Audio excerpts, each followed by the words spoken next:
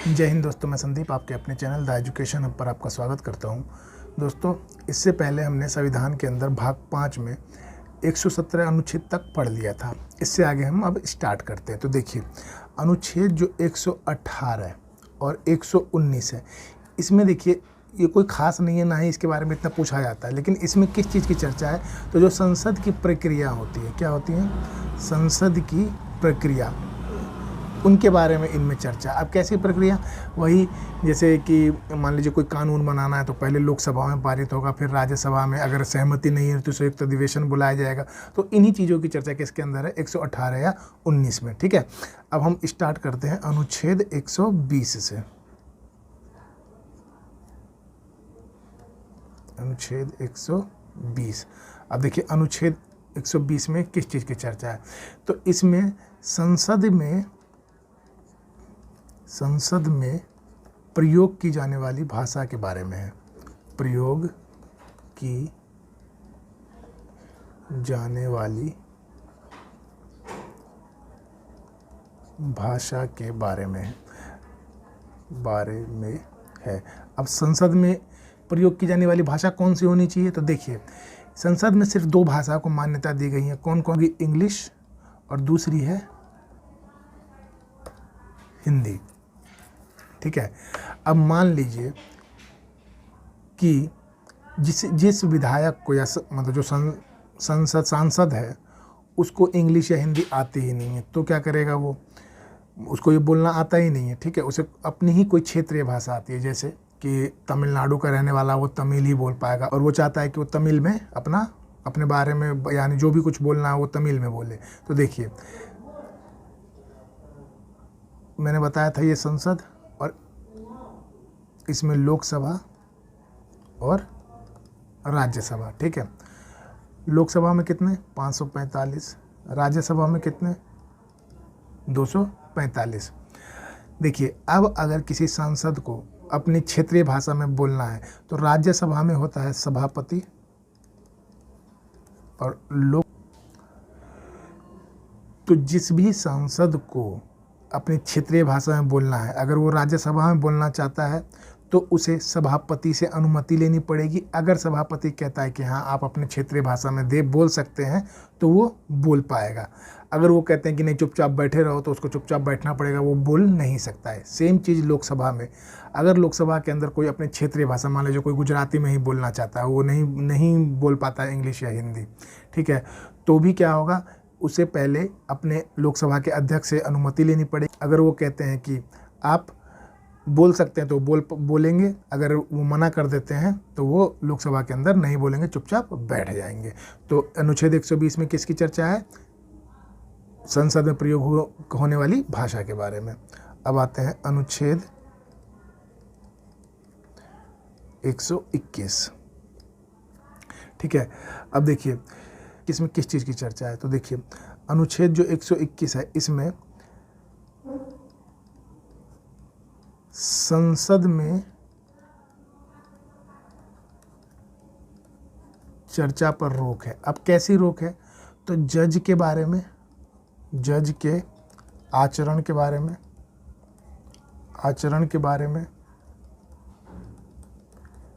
में तथा,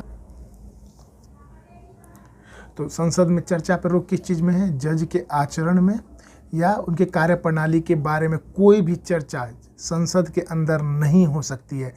जज अच्छा है, बुरा है, क्या उसकी कार्यप्रणाली है, उस पर कोई भी चर्चा कहाँ नहीं होगी? संसद के अंदर नहीं होगी। लेकिन अगर सांसद चाहे तो जज पर महाभियोग ला सकते हैं। महाभियोग कैसे आएगा? जैसे राष्ट्रपति पे आता था, उसी तरह से इस पे भी महाभियोग लाया जा सकता है। लेकिन उनकी चर्चा कहीं पे भी नहीं होगी कि जज खराब हैं, ये अच्छा काम नहीं कर रहे हैं, इन्हें ऐसा करना चाहिए। संसद में लेके कोई भी सांसद एक दूसरे से इस पर बातचीत नहीं कर सकता है। तो इसी तरह देखिए आगे क्या है? अनुच्छेद 122। देखिए, अनुच्छेद 122 में क्या था? 121 में क्या था? कि संसद में चर्चा पर रोक है किसके आचरण के बारे में? जज के। लेकिन अनुच्छेद 122 में क्या है? न्यायालय में कोई चर्चा नहीं होगी। कोई चर्चा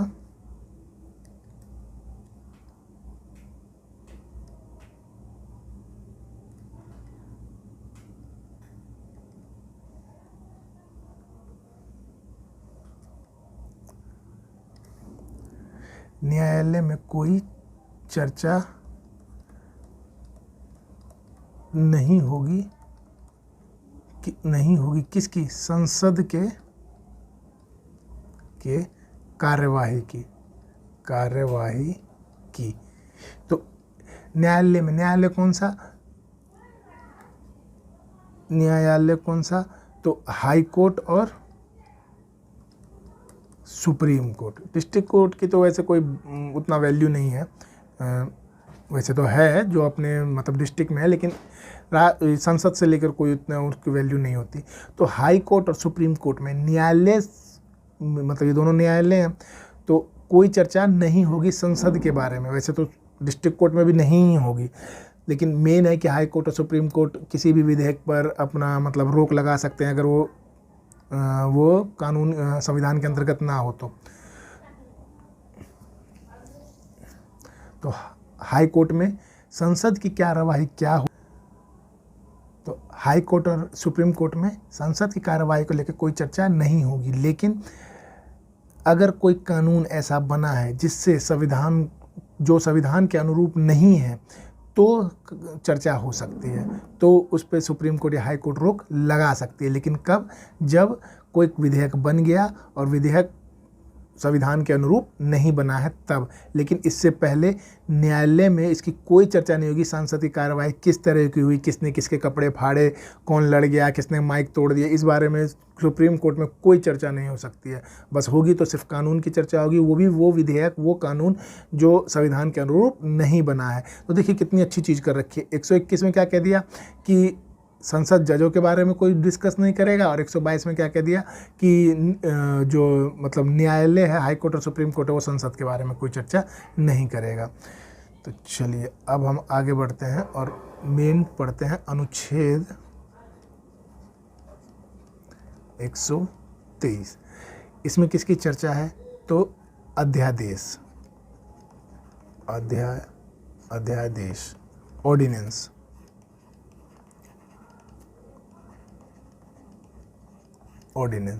अब ये अध्यादेश क्या होता है? अब देखिए, अध्यादेश को कौन पारित करता है, कौन ला सकता है? तो राष्ट्रपति लाता है। कौन लाता है? राष्ट्रपति लाता है अध्यादेश को, ठीक है। और ये अध्यादेश आता कब है? देखिए ये कब आता है? जब इमरजेंसी हो। क्या हो? इमरजेंसी हो तब किसको लाया जाएगा? अध्यादेश को लाया जाएगा। कौन ला सकता है? तो राष्ट्रपति ला सकता है। कब ला सकता है? जब इमरजेंसी हो, कोई मतलब इमरजेंसी आ गई, आपातकाल आ गया, तो अचानक से कोई कानून बनाना है, उसी को क्या कहते हैं? ऑर्डिनेंस कहते हैं, ठीक है। और ये जो ऑर्डिनेंस है ये कब लाया जा सकता है? तो ये जो बजट सत्र है, बजट सत्र बोल रहा हूँ, जो संसद के जो सत्र हैं, जो सत्र का टाइम खाली रहेगा, उस खाली समय में, मतलब जब सत्र नहीं चल रहा होगा, उस टाइम अगर कोई इमरजेंसी आ गई तो आप ऑर्डिनेंस पास करा सकते हैं। किससे? तो राष्ट्रपति से। लेकिन क्या राष्ट्रपति मतलब वो उसका मन करेगा कर देगा? नहीं। कब करेगा? तो मंत्रिमंडल की सलाह पर। कब करेगा? मंत्रिमंडल की सलाह पर क्या करेगा? अध्यादेश को पारित करेगा। और ये किस टाइम पे लाया जा सकता है? तो सत्र, संसद के सत्र। अब देखिए संसद का सत्र कब कब होता है, ये मैंने आपको पहले भी पढ़ाया था। पहला कौन सा सत्र होता है? तो बजट सत्र। दूसरा कौन सा सत्र है? तो मानसून सत्र। तीसरा कौन सा सत्र है? तो शीत सत्र। अब देखिए बजट सत्र कब से कब तक था?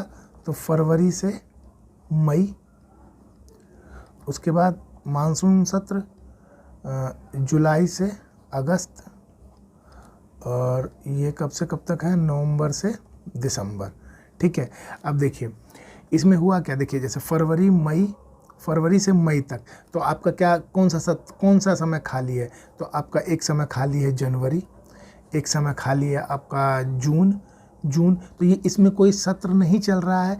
तो अगर राष्ट्रपति अगर एक ऑर्डिनेंस लाना है तो आप इस सत्र के बीच में ऑर्डिनेंस ला सकते हैं।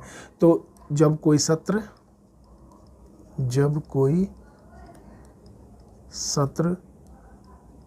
नहीं चल रहा होता है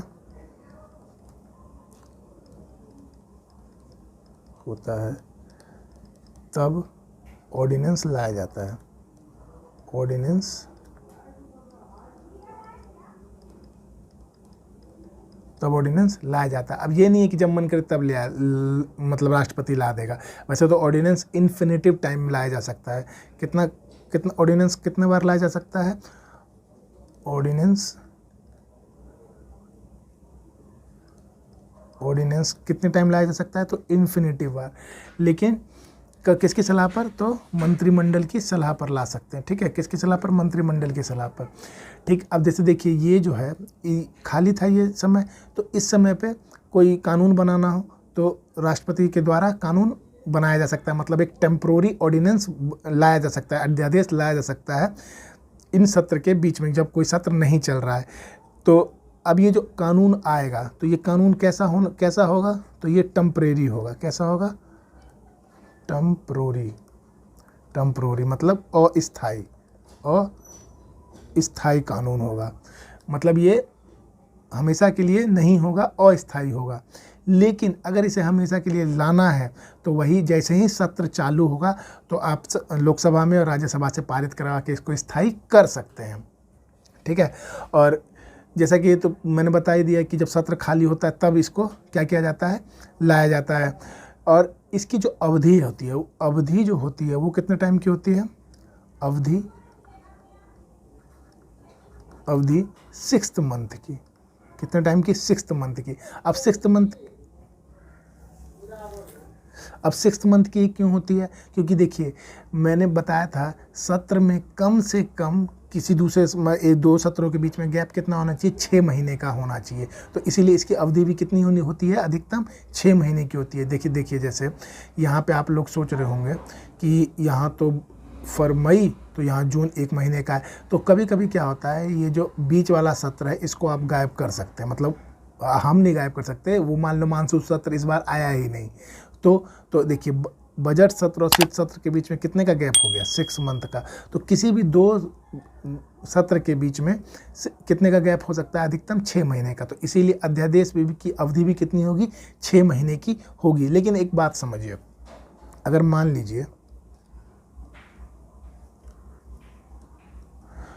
लीजिए कि जैसे जून में अध्यादेश लाया गया, ठीक है, और जुलाई में क्या हुआ? जून में अध्यादेश लाया गया और जुलाई में क्या हो गया? सत्र चालू हो गया। तो देखिए यहाँ तो कितना हुआ? 1 महीना।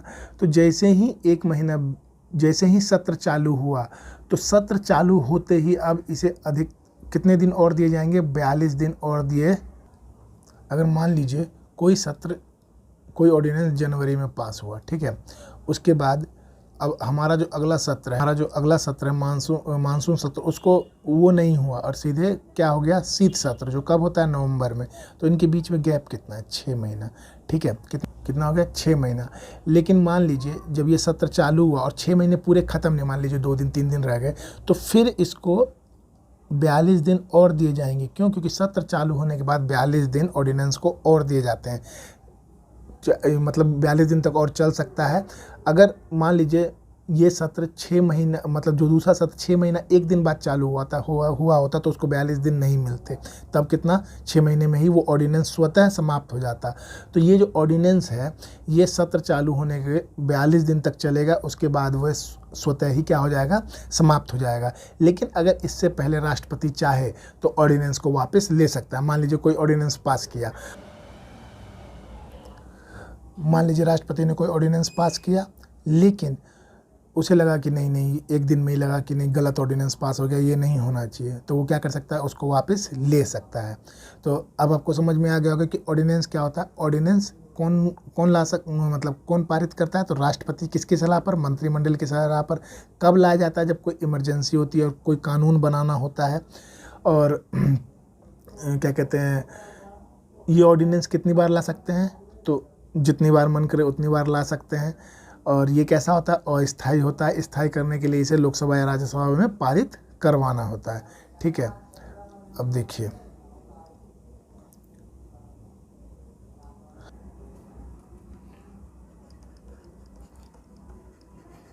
राष्ट्रपति का अध्यादेश। अब देखिए इसकी चर्चा किसमें थी, 123 में। इसी तरह राज्यपाल का अध्यादेश होता है, उसकी चर्चा किसमें है, बस कुछ नहीं, एक को लाके इधर लगा दीजिए तो उसकी चर्चा किसमें है, 213 में। अब एक बात समझिए, अध्यादेश जो है, अध्यादेश ये पॉजिटिव है कि नेगेटिव है। अगर देश की बात की जाए तो इसके लिए ये पॉजिटिव है, क्योंकि देश के बारे में निर्णय लेना है। लेकिन अगर लोकतंत्र के बारे में बात की जाए, लोकतंत्र के तरफ से देखा जाए तो ये नेगेटिव है। क्यों? क्योंकि लोकतंत्र क्या है, जनता चुनती है अपने नेताओं को। तो राष्ट्रपति को तो नेता ने नहीं चुना है, राष्ट्रपति को तो बना दिया गया है, उनको क्या हुआ है, निर्वाचन हुआ है, मतलब उनको चुना नहीं गया है जनता की तरफ से। और लोकतंत्र का मतलब क्या है, जनता का शासन, ठीक। और चुना किसे है, तो सांसद को चुना गया है, ठीक है। उन्होंने वो निर्णय लिया है कि राष्ट्रपति कौन सा होना चाहिए, ठीक। तो लोकतंत्र के लिए नेगेटिव कैसे है, तो एक बात समझिए, लोकतंत्र के लिए नेगेटिव किस तरीके से है। देखिए हमारा जो सत्र है, बजट सत्र, वो कब से कब तक चलता है, फरवरी से लेकर फरवरी, मार्च, अप्रैल, मई तक, ठीक। और मानसून सत्र जुलाई और अगस्त, और शीत सत्र नवंबर, दिसंबर। तो एक चीज़ समझिए, 5 जून को कृषि अध्यादेश आया था, कृषि का ऑर्डिनेंस आया था। अब एक बात सोचिए, 5 जून को जब 5 जून को अध्यादेश आया और उसके 1 महीने बाद ही मानसून सत्र चालू होने वाला था, तो इस अध्यादेश को 5 जून को क्यों लाया गया? मैं ये नहीं कह रहा कृषि कानून अच्छा है कि खराब है, लेकिन ये सोचिए कि टाइमिंग क्या है इसकी। ऐसी कौन सी इमरजेंसी थी जो ऑर्डिनेंस को लाना पड़ा? आप 1 महीने बाद लाते, सत्र चालू होता है, ना किसान को कोई, जो कानून चला आ रहा था उससे किसान को कोई नुकसान हो नहीं रहता, इतना भी इमरजेंसी नहीं था कि अभी लाइए और इनका भला कीजिए। तो लाया कब गया? 5 जून को। ये टाइमिंग देखिए किस समय लाया गया। जुलाई तक रोक सकते थे, क्योंकि सत्र चालू होता, सीधे डिबेट होती, मतलब उनके जो किसान के नेताओं को बुलाया जाता, उनसे पूछा जाता कि सही है गलत है, उसके बारे में चर्चा होती। लेकिन इन्होंने क्या किया, 5 जून को ऑर्डिनेंस पास किया और उसके बाद जब सत्र चालू हुआ तो लोकसभा और राज्यसभा में थोड़ी बहुत बहस हुई, उसके बाद इसको पारित करा दिया। अब देखिए, अगर ये सत्र चालू होता तब बुलाते तो इस पर एक लंबी बहस चलती और उसके बाद ये पारित होता नहीं होता, क्योंकि किसानों की राय ली जाती। अब क्या हुआ, इन्होंने पारित कर दिया। अब इन्हीं के चक्कर में देखिए किसान बेचारे 100-125 दिन से ज़्यादा हो गए हैं और वो अभी भी आंदोलन पे बैठे हुए हैं। तो ये क्या है, लोकतंत्र की एक हत्या ही तो है। ना कोई इमरजेंसी थी, ना आपने उन किसान नेताओं से पूछा कि सही है गलत है, बस आपने क्या किया, 5 जून को एक ऑर्डिनेंस पास किया और उसके बाद अगला सत्र जब मानसून सत्र चालू हुआ तो आपने पास कर दिया। तो लोकतंत्र के लिए नेगेटिव है, लेकिन देश के लिए पॉजिटिव हो सकता है। उसके कई रीज़न हो सकते हैं कि किस तरह से देश के लिए पॉजिटिव। तो आपको अध्यादेश समझ में आ गया होगा। तो आज का सेशन यहीं समाप्त करते हैं। आज के लिए इतना ही। Thank you, have a nice day. अगर आपको यह सेशन अच्छा लगा, ज़्यादा लोगों तक शेयर कीजिए, सब्सक्राइब कीजिए और बेल आइकन को जरूर दबाएं। Thank you, have a nice day.